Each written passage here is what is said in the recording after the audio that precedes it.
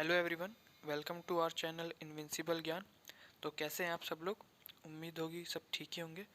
तो जैसे कि कल हमने चैप्टर 1 शुरू किया था क्लास 10th के साइंस का, जिसमें हम 3 एक्टिविटी पढ़ चुके थे और थोड़ा सा इंट्रो लिया था और 2-3 इक्वेशन सीखी थी हाउ टू बैलेंस इट। ठीक, तो उसी के आगे हम कंटिन्यू करेंगे। So let's start without wasting our time. तो सबसे पहले अपन ने कल जो छोड़ा था इंटेक्स क्वेश्चन, उसे एक बार देख लेते हैं। ठीक है, तो पहला क्वेश्चन देखते हैं, why should a magnesium ribbon be clean before burning in air. तो अपने को मालूम है कि एक्टिविटी 1.1 पहली एक्टिविटी का ही क्वेश्चन दिया है। तो आप लोगों ने देखा था कि उन्होंने एक 3-4 सेंटीमीटर की मैग्नीशियम रिबन ली थी और उसको सैंड पेपर से क्लीन किया था। हम क्लीन क्यों करते हैं? क्योंकि मैग्नीशियम रिबन रखे रखे ऑक्सीजन तो हर तरफ है, तो ऑक्सीजन से कंबाइन होकर अपने एक कोटिंग बना लेती है। तो अगर हम उसको फर्दरली ऑक्सीजन से फिर रिएक्शन करवाना चाहते हैं तो वो रिएक्शन नहीं हो पाएगी। इसलिए हम उसको मैग्नीशियम रिबन को ऑक्सीजन से रिएक्ट करवाने से पहले एक बार सैंड पेपर से उसकी कोटिंग को हटा लेते हैं। ठीक, उसके बाद सेकेंड क्वेश्चन देखते हैं, right the balance equation for the following chemical reaction. ठीक, तो पहला दिया hydrogen plus chlorine gives that hydrogen chloride. ठीक है, इसको पेपर पे एक बार कर लेते हैं। तो आई होप दिख रहा होगा आपको। तो उसने बोला है हाइड्रोजन, हाइड्रोजन को अपन हमेशा H2 लिखते हैं। क्लोरीन बोला तो अपन इसको लिख देंगे Cl2। और हाइड्रोजन क्लोराइड बनाया, मतलब क्या बनाया? HCl। अब अपन लोग बैलेंस करके देखेंगे इसमें, तो हाइड्रोजन इधर 2 है, क्लोरीन भी इधर 2 है, पर इधर दोनों तो 1-1 है। तो मैंने आपको कल भी बताया था कि अगर अपने को कुछ ऐड करना रहता है तो अपन नीचे नहीं लिखते हैं, हमेशा उसके सामने लिखते हैं। इससे क्या होगा कि ये 2 H को भी जाएगा और ये 2 Cl को भी जाएगा। तो अगर अपन LHS की तरफ देखें तो हाइड्रोजन भी 2 है, क्लोरीन भी 2 हो गया। RHS की तरफ देखें तो हाइड्रोजन भी 2 हो गया, क्लोरीन भी 2 हो गया। इससे ये क्या हो गया? बैलेंस हो गई। ठीक, अगला देखते हैं, barium chloride plus aluminium sulphate gives that barium sulphate plus aluminium chloride. तो बैरियम क्लोराइड को हम कैसे लिखते हैं? BaCl2 प्लस एल्यूमिनियम सल्फेट को हम कैसे लिखते हैं? Al, हमेशा एल्यूमिनियम को Al2, सल्फेट को हम SO4 होल थ्राइस लिखते हैं, हमेशा याद रखिएगा। इसने क्या दिया? बैरियम सल्फेट मतलब Ba, ये SO4 plus aluminium chloride AlCl3। अब अगर इसको बैलेंस करके देखते हैं, मैंने पहले ही बोला था कि अभी तो जैसे आप बिगनर हैं तो कर तो किसी से भी एलिमेंट से सकते हैं, पर सबसे पहले ऑक्सीजन या हाइड्रोजन से देखिएगा। तो ठीक है, इधर देखते हैं ऑक्सीजन टोटल कितनी है। इधर ऑक्सीजन 4 है और बाहर जो 3 लिखा है इससे इसको मल्टीप्लाई कर देंगे, तब कितना पता पड़ जाएगा अपने को कि ऑक्सीजन कितनी है? 4 3 12। तो इधर ऑक्सीजन 12 है। इधर देखते हैं, इधर ऑक्सीजन कितना है? 4 है। ठीक है, अब मुझे भी इसको 12 बनाना पड़ेगा। अब 12 बनाने के लिए मैं 3 से मल्टीप्लाई कर दूँ, तो 3 को मैं सामने इस तरफ लिखूंगा। ठीक, इससे क्या होगा कि ये 3 Ba को भी जाएगा, S को भी जाएगा और O को भी जाएगा। तो ऑक्सीजन कितना हो गया? 4 3 12। ठीक है, अभी अपन लोग का ऑक्सीजन कितना हो गया? बैलेंस हो गया। ठीक, अब अपन देखते हैं किसको? Ba को देखते हैं। Ba इधर कितना है? 1, पर Ba इधर कितना हो गया? 3।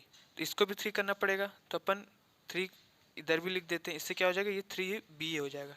ठीक है, Ba भी बैलेंस हो गया, ऑक्सीजन भी बैलेंस हो गया। अब अपन आते हैं एल्यूमिनियम पे। एल्यूमिनियम कितना है यहाँ पे? 2। यहाँ पे कितना है? 1। तो इसको 2 बनाने के लिए यहाँ पे 2 लिख दीजिए, तो एल्यूमिनियम भी 2 हो गया। अब अपन देखते हैं क्लोरीन को। क्लोरीन इधर कितना है? इधर 3 और 2। मैंने पहले ही बोला था कि अगर कुछ ऐसा लिखा हो तो 2Cl इसको भी जाएगा, तो 2 3 6। इधर क्लोरीन कितना है? 6। इस तरफ देखते हैं, ये 3Cl के लिए भी है और ये 2Cl, तो 3 2 6, मतलब क्लोरीन भी बैलेंस है। Ba 3 है, 3Ba Ba भी बैलेंस है। एल्यूमिनियम 2 है, एल्यूमिनियम भी 2 है, एल्यूमिनियम भी बैलेंस है।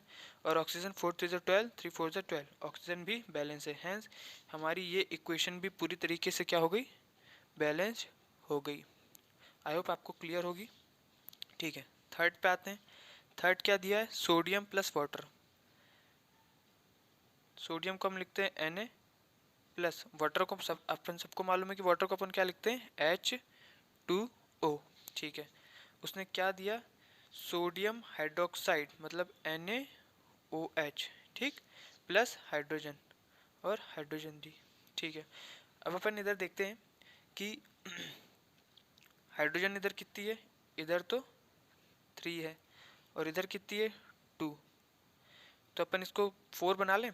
कैसे बनाएंगे, ऑक्सीजन तो 1 1 है, इसलिए मैंने ऑक्सीजन को भी नहीं देखा, सीधे हाइड्रोजन को देखा। हाइड्रोजन का अगर इधर मैं 2 लिख दूँ तो 2 2 सा 4 हो जाएगा।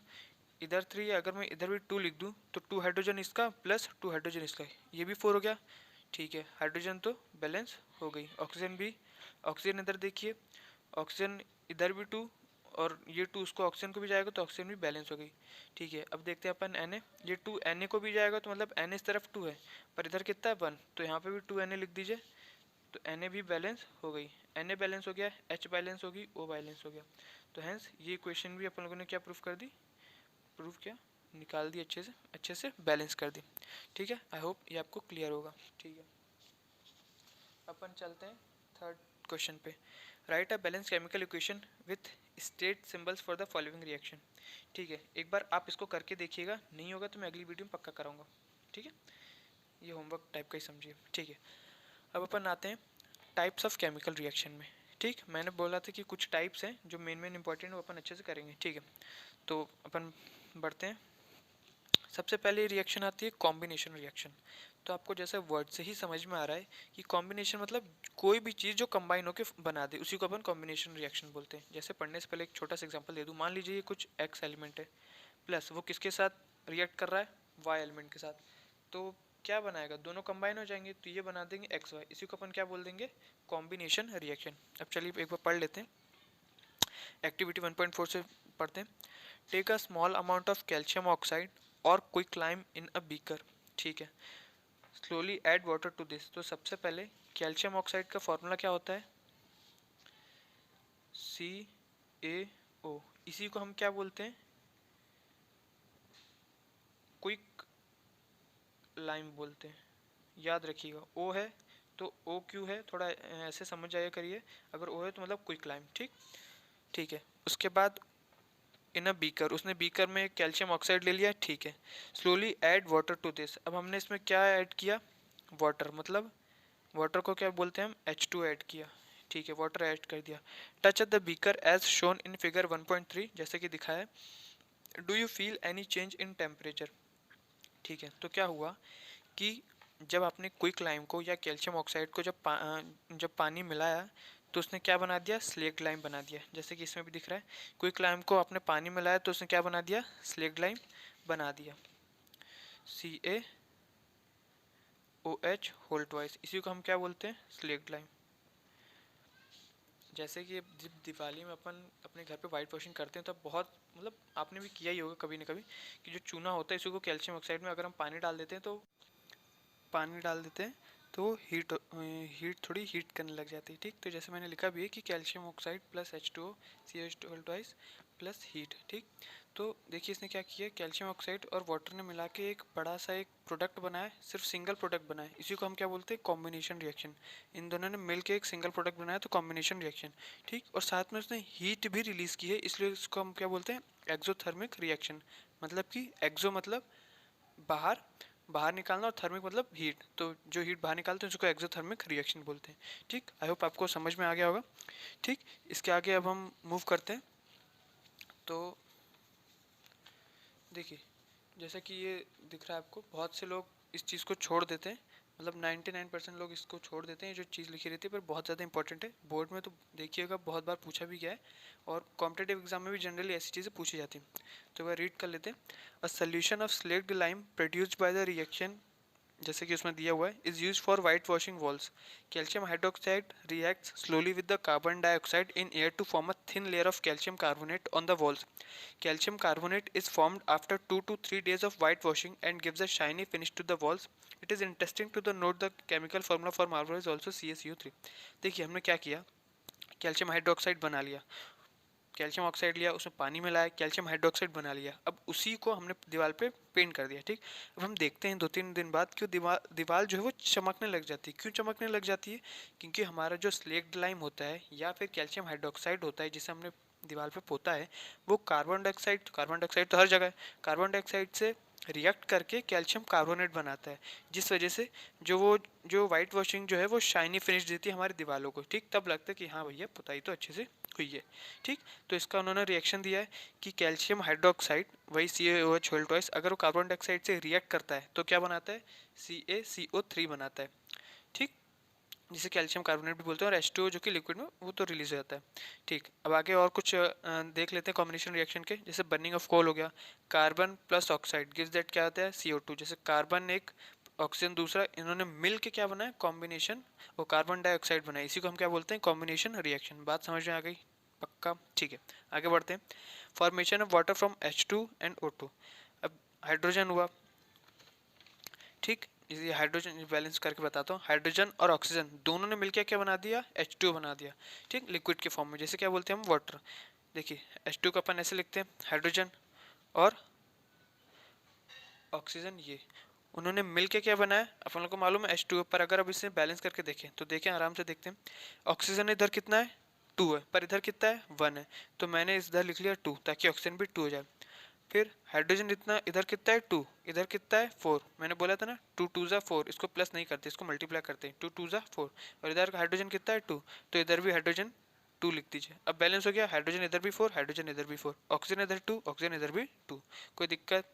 ठीक है, आई होप आपको समझ में आएगा, समझ में आया होगा। तो ठीक है, अब आगे और बढ़ते हैं। In simple language we can say that when two और मोर सब्सटेंस एलिमेंट्स और कंपाउंड, इसी को एलिमेंट, ये सिंगल एलिमेंट, और जो एक साथ होते हैं जैसे CaO, इसको कंपाउंड बोलते हैं। ठीक, ठीक है। एलिमेंट्स या कंपाउंड जब कंबाइन होते हैं, प्लस मतलब कंबाइन हो गए, तो एक सिंगल प्रोडक्ट की, एक सिंगल प्रोडक्ट फॉर्म करते हैं। ठीक, इसी को क्या बोला जाता है, कॉम्बिनेशन रिएक्शन। ठीक है। इन एक्टिविटी 1.4, जो कि वही कैल्शियम ऑक्साइड वाली, चूने वाली, हमने पढ़ा कि large amount of heat is evolve. मैंने बताया था ना कि large amount of heat evolve होगी अगर आप उसको टच भी करो। ठीक है, this make the reaction mixture warm, और उससे क्या होती है, वार्म होती है। Reaction in which heat is release along the formation of product are called exothermic chemical reaction. वो रिएक्शन जिसमें हीट रिलीज हो सिंगल प्रोडक्ट के साथ, उसको क्या बोलते हैं हम, एक्सोथर्मिक। सिंगल प्रोडक्ट नहीं, मतलब प्रोडक्ट के साथ, उसको क्या बोलते हैं हम, एक्सोथर्मिक केमिकल रिएक्शन। और केमिकल रिएक्शन के देखते हैं एग्जांपल एक्सोथर्मिक के। तो burning of natural gas, CH4 methane जैसे हम बोलते हैं, और ऑक्सीजन, तो इसने क्या बनाया, कार्बन डाइऑक्साइड और वाटर बना दिया। इसको भी एक बार बैलेंस करके अभी हम देख लेते हैं। जैसे मीथेन जब जुड़ा, मीथेन जब ऐड हुआ किससे, ऑक्सीजन से, तो उसने क्या बनाया, कार्बन डाइऑक्साइड बनाई और वाटर बनाया। अब एक बार इसको सिर्फ बैलेंस के पर्पज से मैं दिखा रहा हूँ आपको। जैसे हाइड्रोजन इधर कितना है 4, हाइड्रोजन इधर कितना है 2, तो 4 बनाने के लिए इधर 2 से मल्टीप्लाई कर दूँ। ठीक है, अब तक आई होप समझ में आ गया होगा आपको, अपन लोगों ने बहुत बार कर चुके हैं ऐसा। ठीक, इधर भी 4 हो गया, इधर भी 4 हो गया। ठीक है, ऑक्सीजन इधर कितना है 2, इधर कितना है 4, क्यों, कैसे 4, 2, एक तो ऑक्सीजन इसका और एक ऑक्सीजन 2 इसका, तो 2 + 2 4। इसको 4 करने के लिए यहाँ से 2 मल्टीप्लाई कर दूँ, तो ये भी हो जाएगा 2 + 2, 2 2 2 ज़ा 4। अब एक बार देख लेते हैं, कार्बन इधर 1, कार्बन इधर भी 1, ऑक्सीजन इधर 2 + 2 4, ऑक्सीजन इधर भी 2 2 ज़ा 4, हाइड्रोजन इधर भी 4 और हाइड्रोजन इधर भी 4। तो ये इक्वेशन भी बैलेंस कर दिया अपन लोगों ने। ठीक है, कोई दिक्कत आई होप नहीं हुई होगी। ठीक है, अपन आगे बढ़ते हैं। Do you know that respiration is an exothermic process. जो अपन रेस्पिरेशन लेते हैं, क्या आपको मालूम है एक्सोथर्मिक प्रोसेस है, कि हाँ वो एक्सोथर्मिक प्रोसेस है। कैसे, we all know that we need energy to stay alive. हमें मालूम है कि भैया हमें ज़िंदा रहने के लिए एनर्जी तो चाहिए। हमें एनर्जी कहाँ से मिलेगी, फूड से मिलती है, जब हम खाते हैं फूड उससे मिलती है। तो क्या होता है, during digestion food is broken down into simpler substance. अपने को मालूम है कि जैसे फूड अपन खाते रहते हैं, तो वो जो फूड है वो धीरे धीरे धीरे धीरे एक सिंपलर सब्सटेंस में ब्रोक होता रहता है। For example rice, potatoes, bread content जो भी आप लेते हो, ठीक, कार्बोहाइड्रेट, दिस पोटैटोज और ब्रेड जो क्या कंटेन करते हैं, कार्बोहाइड्रेट कंटेन करते हैं। This carbohydrates are broken down to form glucose, और ये कार्बोहाइड्रेट्स क्या होते हैं, ब्रोक होते हैं किस फॉर्म में, ग्लूकोज के फॉर्म में। This glucose combines with oxygen in this cell of our body. ठीक, तो ये ऑक्सीजन, ये जो ग्लूकोज है वो किसके साथ कंबाइन होता है, ऑक्सीजन के साथ, जो कि हमारी बॉडी में पहले से प्रेजेंट होता है ऑक्सीजन, तभी तो आप जीवित हो। ठीक, तो ग्लूकोज किसके साथ कंबाइन होता है, ऑक्सीजन के साथ, और क्या बनाता है, और अपनी बॉडी को क्या प्रोवाइड करता है, एनर्जी। ठीक, जैसे कि इसमें दिया है रिएक्शन, ये ग्लूकोज है, ग्लूकोज का फॉर्मूला होता है C6H12O6। किससे इसने रिएक्ट करा, ऑक्सीजन से। क्या बनाया, कार्बन डाइऑक्साइड बनाई, और पानी बनाए जो कि लिक्विड के फॉर्म में, और एनर्जी बनाए। तो ये एनर्जी कैसी होती है? हीट एनर्जी होती है, ठीक। इसीलिए हम बोल रहे हैं कि रेस्पिरेशन जो है वो क्या है? एक्सोथर्मिक प्रोसेस है। एक बार इसको भी बैलेंस करके देख लेते हैं अपन। जैसे कि इसने क्या लिखा है, C6H12O6। याद रहे ये किसका फॉर्मूला है? ग्लूकोज का, ठीक। किसके साथ रिएक्ट किया भैया? ऑक्सीजन के साथ उसने रिएक्ट किया। क्या बनाया? कार्बन डाइऑक्साइड बनाया, वाटर बनाया, और एनर्जी, जो कैसी एनर्जी है? Heat energy. कैसी एनर्जी है? Heat energy. एक बार इसको बैलेंस कर लेते हैं, ठीक। तो कार्बन इधर 6 है, इधर कितना है? 1। तो इधर कितना डाल देते हैं अपन? इधर इसको 6 लगा देते हैं, इसके साथ और कुछ नहीं कर सकते, ठीक। ऑक्सीजन इधर कितना है? 6 + 2 8। इधर कितना है? 6 × 2 = 12 + 1 = 13। तो इसको तो चेंज करना ही पड़ेगा, ठीक। तो कैसे कर सकते हैं?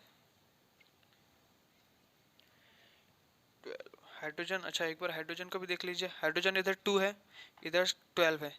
तो 2 है, 12 करने के लिए किससे मल्टीप्लाई कर दूं? 6 से मल्टीप्लाई कर दूं? कर दिया मैंने इधर 6। तो 6 × 2 = 12, हाइड्रोजन इधर हो गया और 12 हाइड्रोजन इधर भी हो गया। अब एक बार ऑक्सीजन को देख लेते हैं कि ऑक्सीजन बैलेंस हो रहा है क्या। तो 6 × 2 = 12 ऑक्सीजन ये, और 6 + 6 ये हो जाएगा 18, ठीक। और इधर कितना है? 6, और इधर ये O2 रहेगा, ठीक। तो मतलब यहाँ पे टोटल कितने ऑक्सीजन है?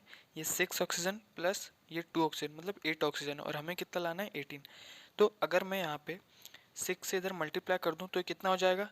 6 × 2 = 12, 12 + 6 18, मतलब इधर 12 प्लस का प्लस ये 6 18, तो इधर भी 18 हो गया, मतलब ऑक्सीजन भी बैलेंस हो गया। कार्बन को देखते हैं, कार्बन 6 था, इधर भी कार्बन 6 है, ठीक है, इसमें भी कोई दिक्कत नहीं। H इधर, हाइड्रोजन इधर 12 है, हाइड्रोजन इधर भी 12 है, 6 × 2 = 12, ठीक है। ऑक्सीजन भी 18 हो गया, मतलब ये इक्वेशन भी बैलेंस हो गई है, ठीक। आई होप आपको समझ में आएगा। थोड़ा आगे बढ़ते हैं।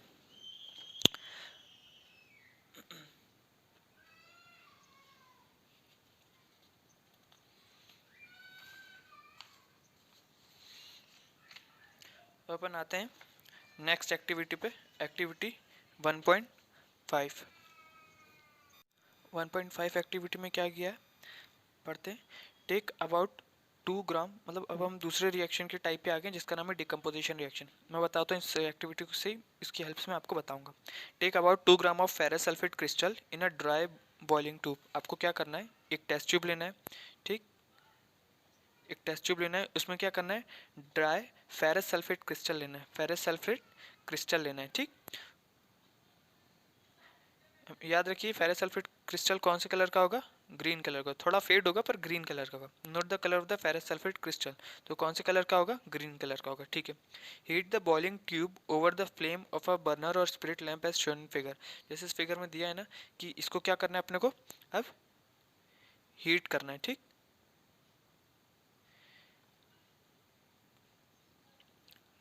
इसको हीट करना है, फिर अपने को क्या होगा? Observe the colour of the crystal after heating.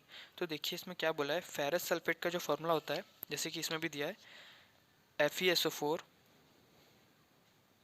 ये पूरा फेरस सल्फेट था। अपन लोगों ने इसको क्या किया? हीट किया, ठीक है, हीट कर दिया।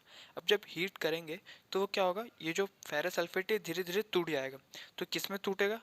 ये टूटेगा Fe2O3 में, मतलब फेरिक ऑक्साइड में, और SO2 में, और SO3 में।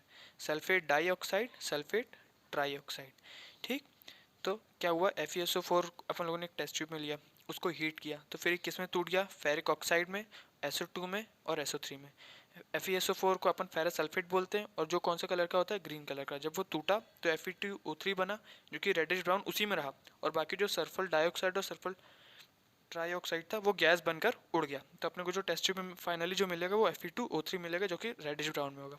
तो अभी डिकम्पोजिशन रिएक्शन कैसे? क्योंकि ये एक पूरा कंपाउंड था, इसको जब अपन लोगों ने हीट किया तो डिकम्पोज हो गया। डिकम्पोज मतलब वही होता है कि टूटना, ठीक। तो पहले में टूटा, दूसरे में टूटा, मतलब 3 कंपाउंड में, ये एक कंपाउंड 3 कंपाउंड में टूट गया बाय हीट, ठीक। इसी को क्या बोलते हैं? डिकम्पोजिशन रिएक्शन, ठीक है। एक चीज़ और है कि अगर ये डिकम्पोजिशन रिएक्शन हीट की मदद से हुई है, किसकी मदद से? अगर हीट की मदद से हुई है तो उसको हम बस आगे लगा देते हैं थर्मल डिकम्पोजिशन रिएक्शन, ठीक। थर्मल अपन लोगों ने पढ़ाई था, हीट को ही अपन थर्मल बोलते हैं। अगर ये हीट की मदद से टूटा है तो इसी को अपन बोलते हैं थर्मल डिकम्पोजिशन रिएक्शन, ठीक। आगे पढ़ते हैं। In this reaction you can observe that a single reactant break down to give a simple product. ये सिंगल रिएक्टेंट था जो कि कितने प्रोडक्ट में दे रहा है, 3 प्रोडक्ट में दे रहा है, ठीक है। This is a decomposition reaction. Ferrous sulphate crystal FeSO4.7H2O lose water when heated and the color of the crystal changes, ठीक। it then decompose the ferric oxide, sulfur dioxide and sulfur trioxide. ferric oxide is a solid while SO2 SO3 are gases जो कि भाप बन के vapour बन के उड़ जाएंगे, ठीक। तो आपको खाली क्या बचेगा, फेरिक ऑक्साइड ही बचेगा। एक बार इसको इसी को अपन बैलेंस कर लेते हैं। तो अपन लोगों ने देखा कि Fe इधर 2 था, इधर भी 2 लगाना पड़ेगा, तो 2 अपन कहाँ पे लगाएंगे, इधर लगा लेंगे, ठीक। तो 2 Fe होगा। SO यहाँ पे कितना है, S यहाँ पे 1 2, तो S भी 2 हो गया। ऑक्सीजन कितना है, 3 प्लस 2 5, 5 प्लस 3 8, यहाँ पे भी 8 है क्या, 2 4 जा 8, हाँ। तो मतलब बस 2 लगाने से ये इक्वेशन क्या हो गई, बैलेंस हो गई, ठीक। अब आगे बढ़ते हैं। Decomposition of a calcium carbonate to calcium oxide and carbon dioxide on heating is an important decomposition reaction use in various industries. Calcium oxide are called lime और क्विक लाइम। आप लोगों ने पिछली एक्टिविटी में भी पढ़ा था। Calcium oxide is called lime or quicklime. It has many uses. One is the manufacture of cement. Cement बनाने में कैल्शियम ऑक्साइड या फिर लाइम क्विकलाइम यूज होता है, ठीक है। मैंने decomposition reaction is carried out by heating, it is called thermal decomposition reaction. देखिए इसको भी आप लोगों ने क्या किया, कैल्शियम कार्बोनेट को, जिसको हम लाइमस्टोन भी बोलते हैं, जब हमने हीट किया, क्या किया, हीट किया, तो दो प्रोडक्ट में टूट गया, एक कैल्शियम ऑक्साइड में और कार्बन डाइऑक्साइड में, ठीक। तो ये एक पूरा प्रोडक्ट, ये एक जो रिएक्टेंट है वो 2 प्रोडक्ट में टूट गया, इसलिए इसको भी हम क्या बोलेंगे, डिकम्पोजिशन रिएक्शन। पर ये किसकी मदद से टूटा है, हीट की वजह से टूटा है, इसलिए हम इसको क्या बोलेंगे, थर्मल डिकम्पोजिशन रिएक्शन, ठीक है। ठीक, आगे बढ़ते हैं। Another example of thermal decomposition reaction is given in activity 1.6। इसको भी पढ़ लेते हैं। क्या किया इसने, take about 2 gram of lead nitrate powder in a boiling tube. भैया एक बॉइलिंग ट्यूब है, उसमें आप लोगों ने 2 ग्राम लेड नाइट्रेट पाउडर लिया, ठीक है, ले लिया। Hold the boiling tube with a pair of tong. ये देखिए टेस्ट ट्यूब है, इसमें उसने लेड नाइट्रेट लिया हुआ है और उसने टोंग से पकड़ के रखा है। And heat is over flame, और हीट दिया अपन लोगों ने, ठीक। What do you observe note down the change if you any. अब देखो आप लोगों ने क्या किया कि लेड नाइट्रेट मतलब PbNO3, एक मिनट दूसरा पेज निकालता हूँ।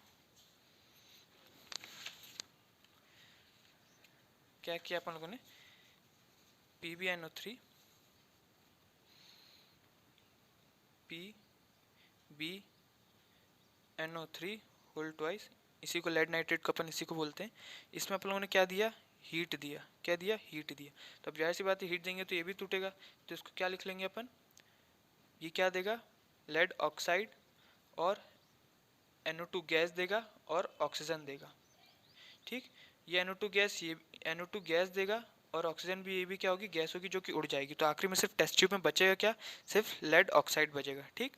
इसको अपन बोलते हैं लेड नाइट्रेट और ये क्या बचेगा, लेड ऑक्साइड।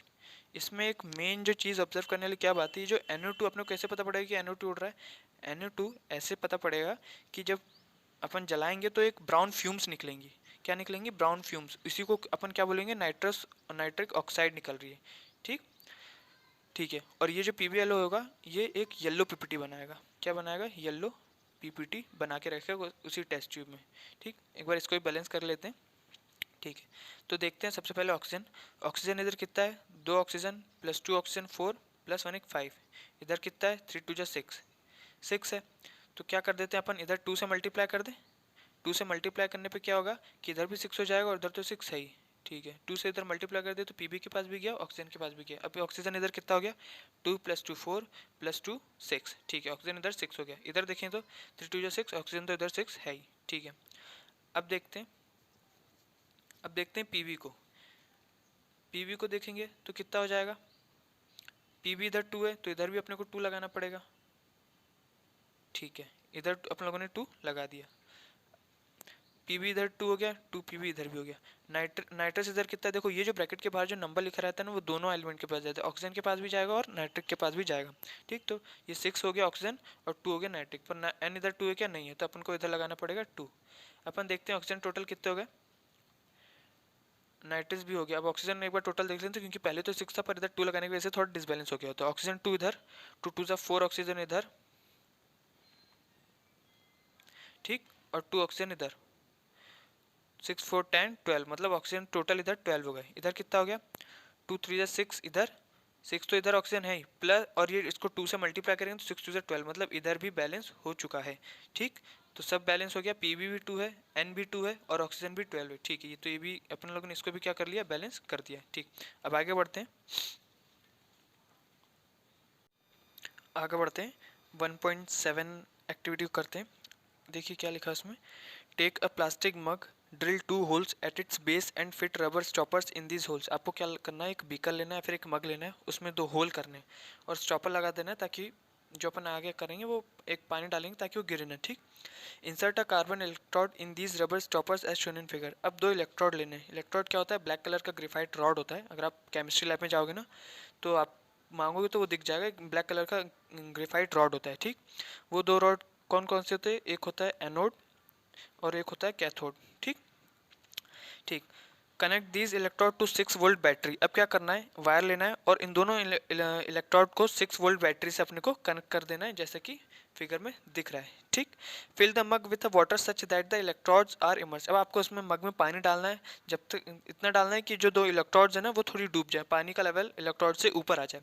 ठीक, add a few drops of dilute sulphuric acid to the water. अब आपको उस जो पानी डाला है उसमें आपको 2-3 बूंद डाइल्यूट सल्फ्यूरिक एसिड मिलाना है। ठीक, take 2 test tubes filled with water and invert them over the 2 carbon electrodes. अब आपको 2 टेस्ट ट्यूब लेने हैं, उसमें पानी भरना है और उसको इन्वर्ट मतलब उल्टा डाल देना है, जैसे कि ऐसे टेस्ट ट्यूब दिया ना, ताकि ये जो इलेक्ट्रोड है वो उसके ऊपर ऐसे उल्टा डाल देना है। ठीक, switch on the current and leave the apparatus undisturbed for some time. आपको जो अपैरेटस उसको थोड़ी देर के लिए छोड़ देना है, वो बैटरी ऑन करके। ठीक, और फिर आपको नोटिस करना है, you will observe the formation of bubbles. ठीक, at both the electrodes, these bubbles displace water in the test tube. आप थोड़ी देर के लिए जब आप छोड़ दोगे ना तो आप क्या देखोगे कि दोनों इलेक्ट्रोड के ऊपर बबल्स बन रहे हैं। ठीक, और उधर जो टेस्ट ट्यूब है ना उनका पानी का लेवल कम हो रहा होगा और गैस जो है वो कलेक्ट हो रही होंगी। ठीक, is the volume of gas collected same in the both test tube? Once the test tubes are filled with respective gases, remove them carefully. Test these gases one by one by bringing a burning candle close to the mouth of the test. अब क्या करोगे आप, धीरे धीरे देखोगे कि जो पानी का लेवल है ना वो दोनों इलेक्ट्रोड में कम हो रहा है और गैसेस भरा रही हैं। तो आप देखोगे कि कहीं जैसे एक इलेक्ट्रोड पे गैस ज़्यादा भरा रही है और एक इलेक्ट्रोड पे गैस कम भरा रही है। ठीक, जब आप थोड़ी देर के लिए छोड़ दोगे तो पूरा पानी खत्म हो जाएगा और दोनों टेस्ट ट्यूब में गैस भरा जाएंगी। तो आपको क्या करना है कि एक कैंडल लेना है, बर्निंग कैंडल लेना है और दोनों इलेक्ट्रोड के पास ले जानी है। ठीक, जब आप दोनों इलेक्ट्रोड के पास ले जाओगे तो जैसे आप पहले इलेक्ट्रोड के पास ले गए, अगर वो बर्न करके पॉप साउंड देता है तो समझ जाओ कि वो कौन सी गैस है, वो हाइड्रोजन गैस है। ठीक, और अगर दूसरी इलेक्ट्रोड के पास ले गए और वो मतलब वो भी बर्न होगा पर वो ज़्यादा फ्लेम की होगा, तो उसके क्या समझ जाओगे कि वो ऑक्सीजन वाली उस पर जो है वो ऑक्सीजन जमा हुई है। ठीक, क्योंकि ऑक्सीजन जो भी गैसेस है, गैस बोल रहा हूँ, अगर आग पकड़ती है तो किसके प्रेजेंस में पकड़ती है, ऑक्सीजन होगा तभी पकड़ेगी। इसलिए ऑक्सीजन वाले इलेक्ट्रोड पे जो बर्निंग होगी वो बहुत तेजी फ्लेम से होगी। ठीक, बात समझ में आ गई। Caution: This step must be performed carefully by teacher. What happens in each case? Which gas is present in each case? देखो आपने कुछ भी नहीं किया, 2 इलेक्ट्रोड्स लिए, उनमें उल्टा टेस्ट ट्यूब डाला, वाटर डाला, डाइल्यूट सल्फ्यूरिक एसिड डाल दिया, थोड़ी देर के लिए आपने छोड़ दिया, बैटरी से कनेक्ट करने के बाद थोड़ी देर आपने छोड़ दिया। ठीक, अब आप देखोगे कि गैस उसमें टेस्ट ट्यूब में इकट्ठी हो रही है, पानी का लेवल कम हो रहा है और गैस इकट्ठी हो रही है। ठीक, तो जहाँ पे ज़्यादा गैसेस होगी, अभी आपने बर्निंग कैंडल नहीं लाना है, जब आप गैसेस जहाँ पे ज़्यादा इकट्ठी होगी वो समझ जाओ ऐसी हो रही है कि वो हाइड्रोजन है। क्यों? क्योंकि अपन लोग को मालूम है कि जो पानी में H2O जो होता है, मतलब जो H2 होता है, इसमें देखोगे अगर वॉल्यूम क्या है तो हाइड्रोजन का जो है 2 है और ऑक्सीजन का 1 है, मतलब हाइड्रोजन का ज़्यादा है, इसलिए यहाँ पे ज़्यादा गैस इकट्ठी हो रही है। ठीक, ऐसी हो रही। अब जब धीरे धीरे जब आप पूरी देर के लिए छोड़ दोगे तो पूरा पानी का लेवल खत्म हो जाएगा, सिर्फ और सिर्फ गैस बचेंगी। तो आपको बर्निंग कैंडल लानी है। ठीक, और फिर दोनों पे लगा के देखना, अगर पॉप साउंड किया तो समझ जाओ वो हाइड्रोजन है, और अगर ज़्यादा फ्लेम से अगर आग पकड़ रही है, फिर ज़्यादा फ्लेम से थोड़ी बर्न हो रही है तो समझ जाओ वो ऑक्सीजन है। ठीक, आई होप आपको समझ में आ गया होगा। ठीक, अगले एक्टिविटी पे चलते हैं, एक्टिविटी 1.8। अब आपको क्या करना है, take about 2 gram of silver chloride in a china dish. ये जो डिश है ना, मतलब थोड़ी कटोरी टाइप की, इसको अपन चाइना डिश बोलते हैं। अब आपको उसमें क्या लेना है, सिल्वर क्लोराइड। सिल्वर क्लोराइड का फॉर्मूला क्या होता है, AgCl, जैसे कि इसमें भी लिखा है AgCl। ठीक, सिल्वर क्लोराइड लेना है और सिल्वर क्लोराइड का जो मतलब ओरिजिनल जो कलर होता है वो सिल्वर ही होता है। ठीक, वाइट सिल्वर होता है। जब आप उसको थोड़ी देर के लिए सनलाइट की प्रेजेंस में छोड़ दो, मतलब धूप है उसमें थोड़ी देर के लिए रख दो, तो आप जब थोड़ी देर बाद आओगे तो आप क्या देखोगे कि वो जो सिल्वर क्लोराइड है उसका जो कलर है वो चेंज हो चुका है, उसका कलर क्या बन जाता है, ग्रे बन जाता है। ठीक, कैसे बन जाता है, जो सनलाइट है उससे रिएक्ट कर जाती है। तो मान लीजिए ये AgCl है, आपने इसको छोड़ दिया किसमें, सनलाइट की प्रेजेंस में। ठीक, सनलाइट की प्रेजेंस में छोड़ दिया, तब क्या हो जाएगा, वो स्प्लिट हो जाएगा, Ag अलग हो जाएगा और क्लोरीन जो है गैस के फॉर्म में निकल जाएगा। ठीक, ठीक है, ये पहले कौन से कलर का था, वाइट, अब ये वाइट सिल्वर कलर का था, अभी कौन से कलर का हो जाएगा, ग्रे कलर का हो जाएगा। तो आपने देखा ये एक रिएक्टेंट था, सनलाइट की प्रेजेंस पर रखा तो ये स्प्लिट हो गया, और स्प्लिट रिएक्शन को अपन कौन से बोलते हैं कि मतलब वो क्या होता है, डिकम्पोज हो जाता है, 2-3 प्रोडक्ट में डिकम्पोज हो जाने या फिर स्प्लिट हो जाने, इसी को अपन क्या बोलते हैं, डिकम्पोजिशन रिएक्शन। ठीक, तो अब इसे बैलेंस कर, एक बार इसे बैलेंस कर लेते हैं। देखिए इधर क्लोराइड 2 है, इधर क्लोराइड 1 है, तो यहाँ पे अपन 2 लगा देते हैं। अब 2 क्लोराइड बैलेंस तो हो गया, पर Ag कितना यहाँ पे हो गया 2, यहाँ पे कितना है 1 है, तो यहाँ पे भी 2 Ag लगा देते हैं, तो ये क्या हो गई, बैलेंस हो गई। ठीक, आई होप आपको एक्टिविटी भी समझ में आएगी, एक बार इसे पढ़ लेते हैं। You will see that white silver chloride turns grey in sunlight due to the decomposition of silver chloride into silver and chlorine by light. ठीक, जो कि अभी अपन लोग कर चुके हैं। ठीक, अब आगे आते हैं। अब ऐसी एक और दिए, silver bromide also behave in the same way. ऐसी AgBr जो है, जैसे वो सिल्वर क्लोराइड थी, ये सिल्वर ब्रोमाइड है। ठीक, सिल्वर ब्रोमाइड को भी आप सनलाइट के प्रेजेंस में रख दोगे तो वो भी सिल्वर और ब्रोमाइड में स्प्लिट हो जाएगी। ठीक, the above reaction are used in black and white photography.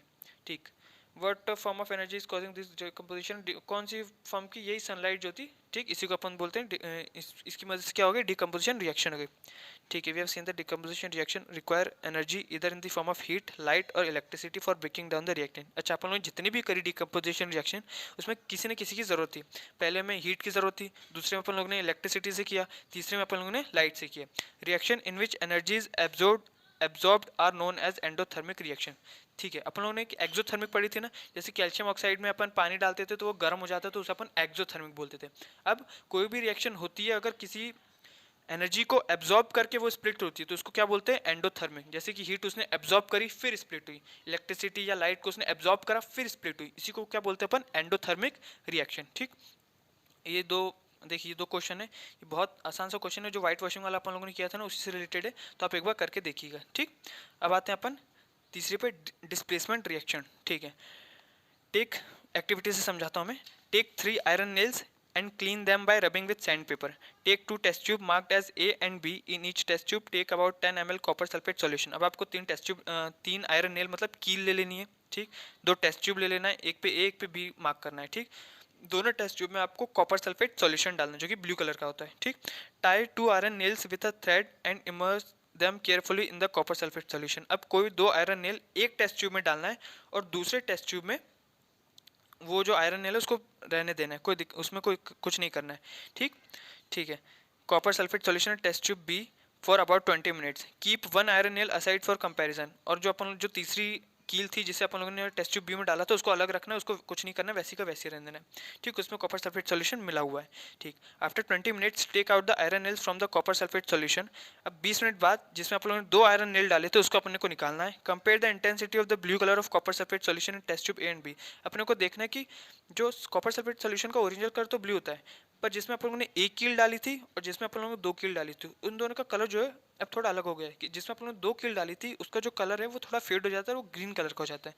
ठीक, also compare the colour of the iron is dipped in the copper sulphate solution with kept aside. देखो अब क्या किया, देखो एक बार ओरली ऐसी समझा देता हूँ मैं, ध्यान से एक बार समझ लीजिए उसी एक्टिविटी को। तो अपने को क्या करना है, अपन लोगों ने 2 टेस्ट ट्यूब लिया। ठीक, 3 कील लिए, एक कील को अपन को बाहर ही छोड़ देंगे, 2 कील अपन एक टेस्ट ट्यूब में टाई कर देंगे। ठीक, ये टाई कर दी। ठीक, दोनों टेस्ट ट्यूब में अपने को कॉपर सल्फेट सोल्यूशन डालना है, CuSO4। दोनों में अपने को क्या डाल देना है, CuSO4। ये CuSO4 कौन से कलर का होता है, ब्लू कलर का होता है। CuSO4 कौन से कलर का होता है? ब्लू कलर का होता है, ठीक। जब आप 20 मिनट के लिए छोड़ दोगे तो आप क्या देखोगे कि ये जो जिसमें अपन लोगों ने कील डाल के रखी है, इसका जो कलर हो जाता है वो क्या हो जाता है, 20 मिनट बाद फेड हो जाता है, फेड हो जाता है, और वो कौन से कलर का हो जाता है? ग्रीन कलर का हो जाता है, ठीक। तो दोनों में अगर कंपेयर करेंगे तो जिसमें अपन लोगों ने कील डाली थी वो फेड हो जाता है, मतलब ग्रीन कलर का हो जाता है, और ये जो है ये तो ब्लू का ब्लू रहता है। ऐसे क्यों होता है देखते हैं। जैसे रिएक्शन लिखी है कि Fe, मतलब वही आयरन का अपन बोल रहे हैं, Fe प्लस CuSO4 जो अपन लोगों ने कॉपर सल्फेट सोल्यूशन डाला था, ठीक, एक्वस में, वो जब रिएक्ट होता है तो क्या होता है कि Fe जो है वो Cu को डिस्प्लेस कर देता है और SO4 के साथ जुड़ जाता है, ठीक। और जो Cu है वो अकेला का अकेला रह जाता है, ठीक। इससे क्या होता है कि जो FeSO4 का जो सोल्यूशन है वो ब्लू ग्रीन हो जाता है, और जो आपकी नेल होती है वो कैसी हो जाती है? कॉपर जो है, जो कॉपर बचता है वो आपकी नेल पे जाके चिपक जाती है। देखा था ना अपन लोगों ने, जैसे ये सल्फेट सॉल्यूशन है ना, तो ये जो है कलर ग्रीन हो जाता है, और जो कॉपर जो होता है वो नेल पे जाके चिपक जाता है, जो कि कौन से कलर का दिखता है? कौन से कलर का दिखता है? ये ऐसे रेडिश ब्राउन कलर का दिखता है, ठीक। आई होप समझ में आएगा। तो इसी को बोलते हैं डिस्प्लेसमेंट। डिस्प्लेसमेंट कैसे? क्योंकि एक एलिमेंट ने इस कंपाउंड में से Cu को हटा दिया, डिस्प्लेस कर दिया, खिसका दिया, और उसके साथ आके जुड़ गया, ठीक। और जो Cu वो अकेला बेचारा पड़ा रह गया और उसी तरह रह गया, ठीक। इसने इसको डिस्प्लेस कर दिया, इसलिए इसको डिस्प्लेसमेंट रिएक्शन बोलते हैं। सेकंड एक्शन, दूसरे रिएक्शन और देख लीजिए। Zn ने रिएक्ट किया CuSO4 को, तो Zn ने C को हटा दिया और SO4 के साथ जाके मिल गया, और Cu बेचारा अकेला का अकेला रह गया। ऐसे तीसरे में lead, Pb for lead, Pb ने Cu को हटा दिया और Cl2 के साथ जाके मिल गया, और Cu बेचारा अकेला रह गया, तो इसने इसको डिस्प्लेस कर दिया और इसके साथ मिल गया, इसलिए इसको क्या बोलते हैं? Displacement reaction. आई होप आपको समझ में आई होगी। अपन चौथी पे जाते हैं, डबल डिस्प्लेसमेंट रिएक्शन। इसमें भी ऐसी है, बस क्या होता है कि ये दो दो रहते हैं, तो एक एक पहले वाले को डिस्प्लेस करता है और दूसरा पहले वाले को डिस्प्लेस करता है। आइए एक बार पढ़ लेते हैं, एक्टिविटी से पढ़ते हैं। Take about 3 ml of sodium sulphate solution in a test tube. In another test tube take about 3 ml of barium chloride solution, mix the two solution, what do you observe. अब क्या किया अपन लोगों ने, एक टेस्ट ट्यूब में sodium sulphate लिया मतलब NaSO4, और दूसरे में अपन लोगों ने क्या लिया? बेरियम क्लोराइड मतलब BaCl2, ठीक। जैसे कि इसमें रिएक्शन भी दिए, you will observe that a white substance which insoluble in water is formed. This insoluble formed are known as precipitate, and a reaction produce a precipitate can be called a precipitation reaction, ठीक है। इन अपन लोगों ने क्या किया है, एक test tube लिया, उसमें NO2SO4 लिया, दूसरे में BaCl2 लिया था, दोनों को मिक्स कर दिया। मिक्स करने के बाद क्या हुआ कि जो Na था ना, ये Cl के साथ जुड़ गया, ये देखिए Na किसके साथ जुड़ गया? Cl के साथ, और जो Ba है वो इसके साथ जुड़ गया, SO4 के साथ जुड़ गया। तो Na ने Ba को डिस्प्लेस कर दिया और Ba ने Na को डिस्प्लेस कर दिया, एक दूसरे को डिस्प्लेस कर दिया, इसलिए दो बार डिस्प्लेस हुए, इसलिए इसको क्या बोलते हैं? डबल डिस्प्लेसमेंट रिएक्शन, ठीक। ये इसके साथ जाके जुड़ गया और दूसरा वाला इसके साथ जाके जुड़ गया, अपना घर तोड़ के दूसरे घर के पास जाके समा गए, ठीक। इसलिए क्या हो गया? डबल डिस्प्लेसमेंट रिएक्शन हो गया। और जब अपन लोगों ने इन दोनों को मिलाया तो एक पीपीटी बनी, व्हाइट कलर की पीपीटी, थोड़ी पाउडर जैसी बनी थी, उसको क्या बोलते हैं अपन? प्रेसिपिटेट बोलते हैं। इसलिए ऐसे रिएक्शन को प्रेसिपिटेट रिएक्शन भी बोलते हैं। आई होप आपको समझ में आया होगा, ठीक। आगे बढ़ते हैं, ठीक। आगे क्या लिखा है? What caused this? The white precipitate of BaSO4 is formed by the reaction SO2O4 and Ba2, ठीक है। ये सल्फेट और बेरियम की वजह से ही वो प्रेसिपिटेट बना है। The other product formed is sodium chloride, which remains in the solution, ठीक है। Such reaction in which there is an exchange of ion between the reactant are called double displacement reaction। बस double displacement reaction की definition लिखी, ठीक। I hope आपको double displacement reaction बहुत अच्छे से समझ में आ गई होगी। एक बार ये recall activity 1.2 where you have mixed the solution of lead nitrate and potassium iodide। हाँ, अपन लोगों ने 1.2 एक्टिविटी करी थी ना, जिसमें क्या किया था कि lead nitrate plus potassium iodide मिलाया था, तो क्या बन गया था? वो लेड आयोडाइड बन गया था और पोटेशियम नाइट्रेट। तो इसने भी एक दूसरे को डिस्प्लेस किया, अपना घर छोड़ के दूसरे घर के पास चले गए, दोनों के दोनों। एक ने ऐसा नहीं किया, दोनों के दोनों, इसलिए क्या हो गया? Double displacement reaction. जैसे मैं एक बार आपको रिकॉल करा दूं, 1.2 ना, ये देखिए लेड नाइट्रेट, देखिए ये क्या अपन लोगों ने लिखा हुआ है, लेड नाइट्रेट जो है, लेड नाइट्रेट और पोटेशियम आयोडाइड जब मिक्स हुए तो क्या बन गया? पोटेशियम नाइट्रेट बन गया। मतलब पोटेशियम ने आयोडाइड को छोड़ के नाइट्रेट का घर ले लिया, और लेड ने नाइट्रेट को छोड़ के आयोडाइड का घर ले लिया, ये देखिए, ठीक। तो ये दोनों डबल डिस्प्लेसमेंट रिएक्शन बन गए, एक ने कलरलेस बनाया था और दूसरे वाले ने येलो पीपीटी, ठीक। आई होप आपको यहाँ तक समझ में आया होगा। बाकी जो हमारे दो टॉपिक बचे हैं, ऑक्सीडेशन एंड रिडक्शन, उसको हम अगली वीडियो में करेंगे, और साथ ही साथ जो एक्सरसाइज पीछे की NCERT एक्सरसाइज है उसे भी हम कंप्लीट करेंगे, ठीक। If you find this video helpful, please like, share and subscribe। आज की सभा हम यहीं समाप्त करते हैं। कल फिर मिलेंगे इसी चैप्टर में। तब तक के लिए जय हिंद, जय भारत।